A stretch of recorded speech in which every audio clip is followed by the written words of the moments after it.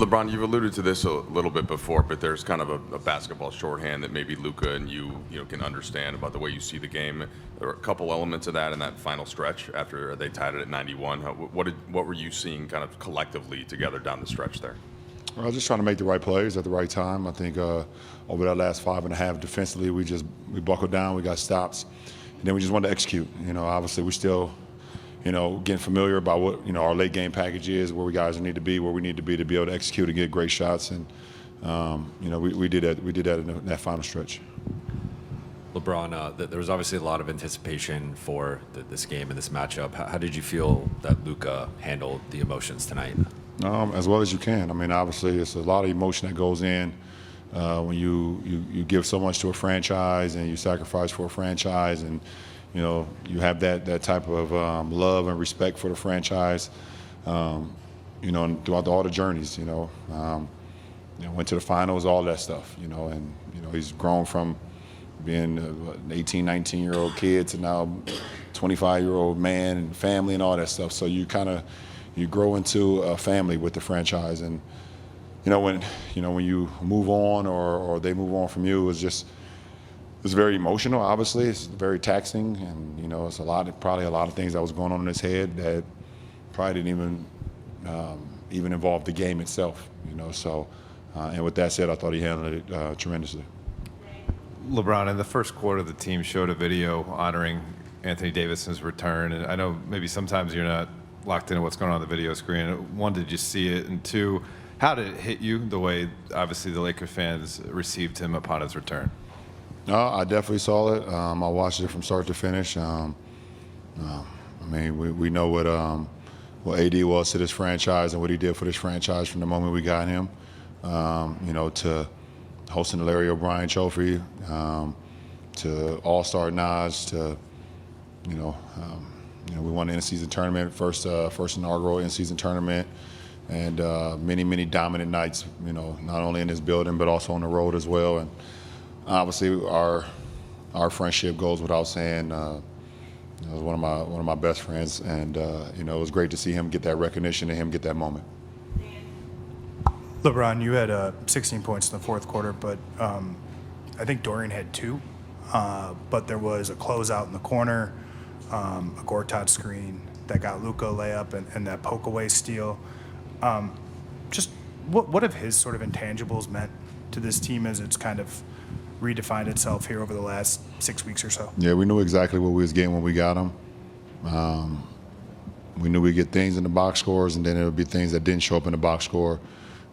He's just a winning player. He makes winning plays, and like you said, those 3 plays right there down the stretch, the Gortat screen, getting Luka that layup when the game was tied. I drove left on one of my possessions and missed a floater, and he tip-dunked it in, and then be able to get a tip from behind that got us another easy basket.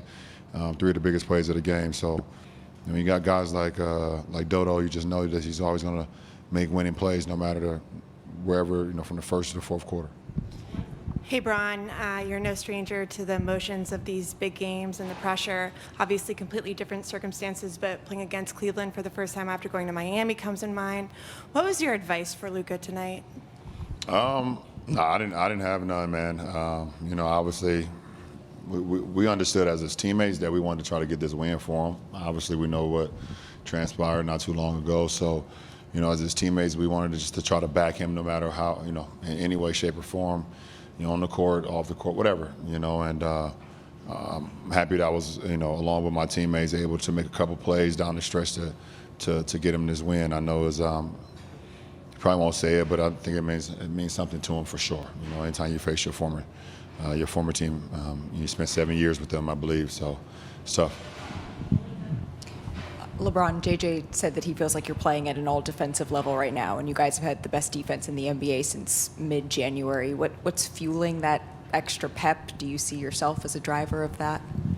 Obviously, it's a collective thing, but I take that side of the floor very seriously. I take my matchups, very seriously every night, and to be able to, get stops in this league, it makes your offense that much better.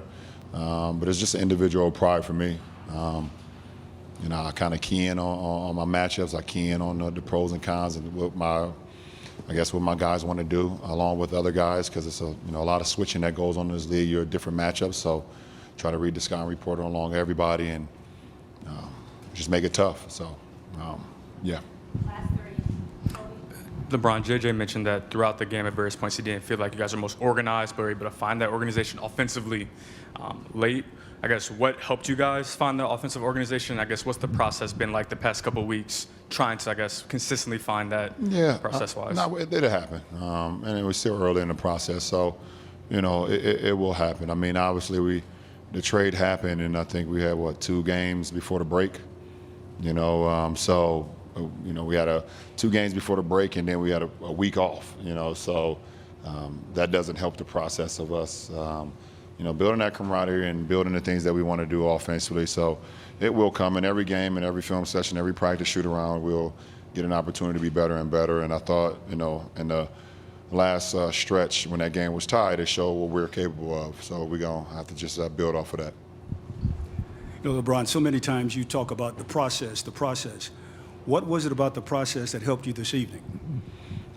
Just staying even keel, no matter what's going on in the game. We know teams are going to come here and they're going to play well. We knew they were going to play well. They didn't play as well as they would like to the other night versus Golden State, so we know we're going to get their best shot no matter who's in the lineup.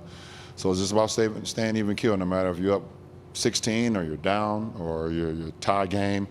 How can you be as the best you can be on that possession and then the possession going forward? And I thought we followed that process and it allowed us to win the game.